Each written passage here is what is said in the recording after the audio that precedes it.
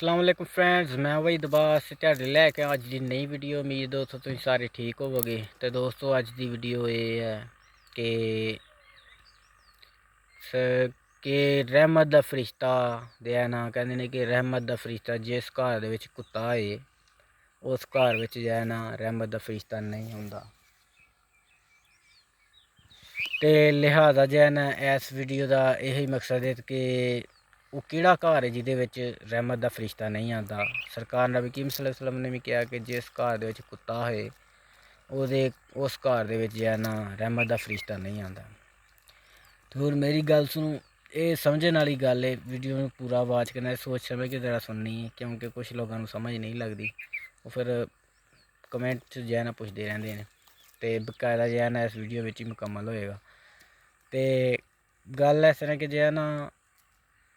ਜਿਹੜਾ ਮਕਾਨ ਹੈ ਘਰ ਉਹਦੇ 'ਚ ਫਰਿਸ਼ਤੇ ਨਹੀਂ ਆਉਂਦੇ ਹੈਗੇ। ਫਰਿਸ਼ਤੇ ਅਸਲ ਜਿਹੜੇ ਆਉਂਦੇ ਨੇ ਉਹ ਤੇਰੇ ਬੰਦੇ ਦੇ ਦਿਲ ਦੇ ਘਰ ਦੇ ਵਿੱਚ ਆਉਂਦੇ ਨੇ। ਤੇ ਉਹਦੇ ਵਿੱਚ ਕੁੱਤਾ ਕਿਹੜਾ ਹੁੰਦਾ? ਕੁੱਤਾ ਹੁੰਦਾ ਨਫਸ।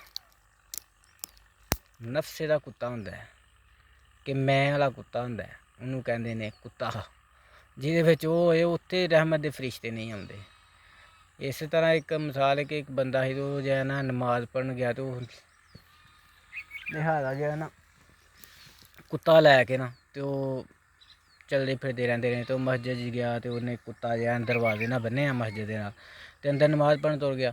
ਉਹ ਬਾਹਰ ਕਿਸੇ ਨੇ ਦੱਸਿਆ ਕਿ ਮੌਲਵੀ ਸਾਹਿਬ ਬਾਹਰ ਤੋਂ ਇੱਕ ਬੰਦਾ ਉਹਨੇ ਕੁੱਤਾ ਜਿਹੜਾ ਦਰਵਾਜ਼ੇ ਨਾਲ ਬੰਨ੍ਹ ਛੜਿਆ ਤੇ ਆਪੇ ਨਮਾਜ਼ ਪੜ੍ਹਨ ਡਿਆ। ਉਹ ਮੌਲਵੀ ਸਾਹਿਬ ਕਹਿੰਦੇ ਉਹ ਤੂੰ ਕੀ ਕੀਤਾ, ਤੂੰ ਕੁੱਤਾ ਦਰਵਾਜ਼ੇ ਨਾਲ ਬੰਨ੍ਹ ਛੜਿਆ? ਉਹਨੇ ਕਿਹਾ ਕਿ ਚਲੋ ਮੈਂ ਤੇ ਦਰਵਾਜ਼ੇ ਨਾਲ ਬੰਨ੍ਹ ਛੜਿਆ ਤੇ ਤੁਸੀਂ ਤੇ ਅੰਦਰ ਲਈ ਫਿਰਦੇ ਹੋ ਕੁੱਤਾ। ਤੇ ਲਿਹਾਜ਼ਾ ਜਿਹੜਾ ਨਾ ਕੁੱਤਾ ਜਿਹੜਾ ਨਾ ਉਹ ਬੰਦੇ ਦੇ ਅੰਦਰ ਹੁੰਦਾ। ਰਹਿਮਤ ਦੇ ਫਰਿਸ਼ਤੇ ਅੰਦਰ ਆਉਂਦੇ ਨੇ ਬੰਦੇ ਦੇ। ਦਰੋ ਦੁਆਰ ਦੇ ਮਕਾਨਾਂ 'ਚ ਕੀ ਕਰਨਾ ਫਰਿਸ਼ਤਿਆਂ ਨੇ। ਮਿਲਣੇ ਆ ਫਿਰ ਦੋਸਤੋ ਨੈਕਸਟ ਵੀਡੀਓ ਵਿੱਚ। ਉਦੋਂ ਤੱਕ ਦੋਸਤੋ ਤੁਸੀਂ ਆਪਣਾ ਖਿਆਲ ਰੱਖਣਾ। ਥੈਂਕ ਫਾਰ ਵਾਚਿੰਗ ਦੋਸਤੋ। ਅੱਲਾ ਹਾਫਿਜ਼।